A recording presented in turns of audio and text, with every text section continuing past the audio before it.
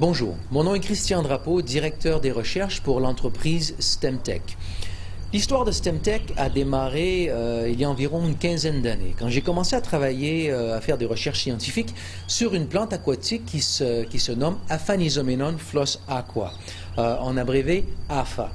À l'époque, le point de départ était de faire une révision des différents témoignages, de l'expérience de différentes personnes. On avait à l'époque quelques centaines, voire quelques milliers de témoignages.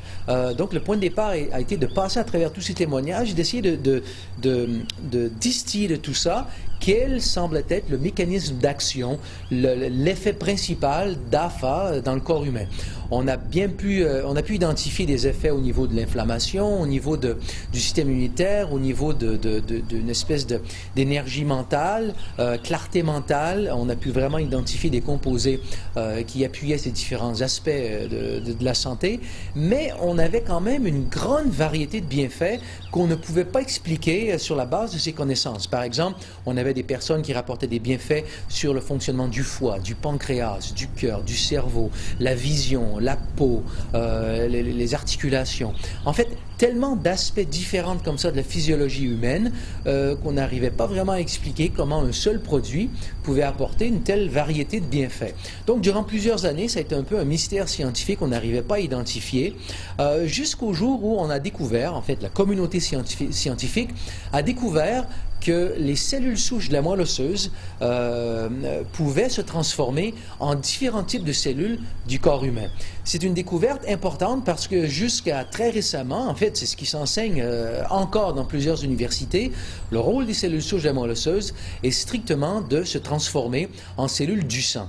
Donc de former les globules rouges, globules blancs et les plaquettes sanguines, essentiellement. Et là, on a découvert que les cellules de la moelle osseuse pouvaient aussi se transformer en cellules du foie, cellules du cœur, cellules de la peau, du pancréas, en bref, cellules d'à peu près tous les différents tissus du corps. Et par la suite, qu'est-ce qu'on a découvert? C'est que non seulement elles le pouvaient, mais en fait, elles le font à chaque jour de notre vie. C'est le système naturel de rénovation, de réparation du corps humain. Si un organe ou un tissu du corps humain a un problème, le tissu en question va libérer des composés qui vont circuler jusqu'à la moelle osseuse, vont provoquer la libération de cellules souches de la moelle osseuse.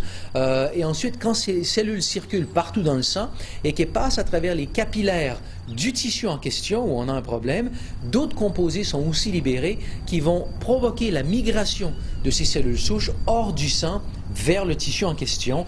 Quand ces cellules arrivent dans le tissu, au contact des cellules de ces tissus-là, les cellules souches se transforment en cellules du tissu et réparent littéralement le tissu. Donc, c'est notre système naturel de réparation du corps humain. Lorsqu'il y a un problème, mais aussi, ça fait partie du système vraiment naturel ici de maintien, de rénovation normale du corps humain. À chaque jour, on perd des cellules. À chaque jour, il faut les remplacer. C'est un phénomène naturel de la vie normale. Donc, ça fait vraiment partie du système de maintien de la santé du corps humain. Alors, lorsque ces données ont commencé à apparaître dans la littérature scientifique, notre hypothèse de travail a été que peut-être l'APHA, ce que vraiment l'APHA fait dans le corps humain, c'est de supporter la libération des cellules souches de la moelle osseuse. Lorsqu'on a plus de cellules souches au niveau du sang, il y a plus de cellules souches disponibles pour migrer vers les différents tissus. Donc, on supporte de façon générale le système naturel de réparation, de rénovation du corps humain. Donc, on est allé en laboratoire et on a étudié l'effet de l'APHA au niveau des cellules souches et c'est exactement ce qu'on a découvert. Dans l'heure qui suit la consommation d'APHA, on a pu documenter une augmentation du nombre de cellules souches dans le sang d'à peu près 25% lorsqu'on consomme 5 grammes d'APHA. Le problème avec la consommation de 5 grammes d'APHA, c'est que c'est beaucoup. Ça voudrait dire de consommer quelque chose comme 10 à 20 capsules quelques fois par jour. Donc, c'est quelque chose qui est vraiment pas pratique. Et pour bien comprendre tout ce qui se passe au niveau du corps humain, il fallait pouvoir identifier quel est le composé actif et de vraiment décrire le mécanisme d'action de cet effet de l'APHA sur les cellules souches. Donc, on a identifié le composé actif, on a décrit tout ça, ça a été publié dans la littérature scientifique et sur la base de l'identification du composé actif, on a pu développer un concentré d'APHA qui s'appelle donc le STEM-Enhance, qui est un composé un concentré d'à peu près 5 pour 1, qui concentre les composés connus d'AFA qui ont des effets comme ça sur la santé. La phycocyanine, qui est bien connue pour ses effets anti-inflammatoires, le PEA, phényléthylamine, bien connu sur ses effets sur la clarté mentale, sur l'habilité à se concentrer, sur l'humeur en général, et puis un polysaccharide qui a un effet sur le système immunitaire. Et finalement, ce composé aussi, qui est un bloqueur de la L-sélectine, qui est le composé ayant un effet sur la libération des cellules souches. Donc le Stem Enhance est un concentré de ces différents composés, mais principalement développé pour supporter la libération des cellules souches de la moelle osseuse.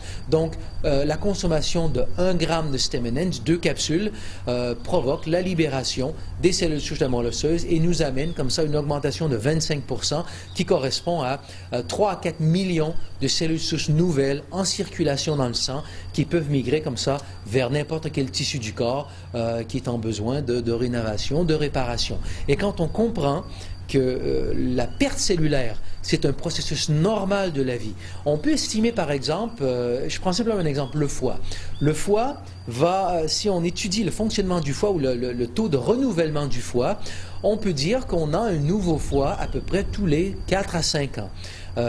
Si on considère le nombre de cellules nouvelles au niveau du foie, on peut extrapoler qu'après 5 ans, on a eu comme ça un renouvellement total au niveau du volume du foie après environ 5 ans. Ce qui nous amène à conclure que lorsqu'on a par exemple 40 ans, eh bien, on a eu l'équivalent d'à peu près 8 fois le nombre de foies. Donc, si on a 40 ans et qu'on a encore un foie en santé, ça veut dire que la perte cellulaire n'est pas ce qui est tellement important. C'est notre habilité à réparer, à renouveler d'une façon tout à fait naturelle le foie qui est important. Si on développe par exemple un diabète, c'est pas la perte des cellules du pancréas qui est le problème, parce que le pancréas se renouvelle aussi tous les 3 à 5 ans. Donc, à une quarantaine d'années, on a déjà eu comme ça 6, 7, 8 pancréas dans sa vie. Donc, perdre des cellules n'est pas l'élément crucial. L'élément crucial, c'est si notre habilité à reconstituer le pancréas diminue avec le temps, il y a un basculement de cette balance, si je peux dire, de cet équilibre au niveau du corps, et là, certains problèmes peuvent se développer. Donc, d'une façon tout à fait générale, quand on comprend que le rôle des cellules souches, c'est de réparer de façon tout à fait naturelle, quotidiennement, les différents tissus et organes du corps humain, eh bien, supporter comme ça le rôle naturel des cellules souches au quotidien, tout au long de sa vie, devient une stratégie vraiment exceptionnelle afin de maintenir la santé pour toute notre vie. Donc, c'est là l'élément principal du Stem Enhance, c'est de maintenir, de supporter le système naturel de rénovation du corps humain à chaque jour de sa vie.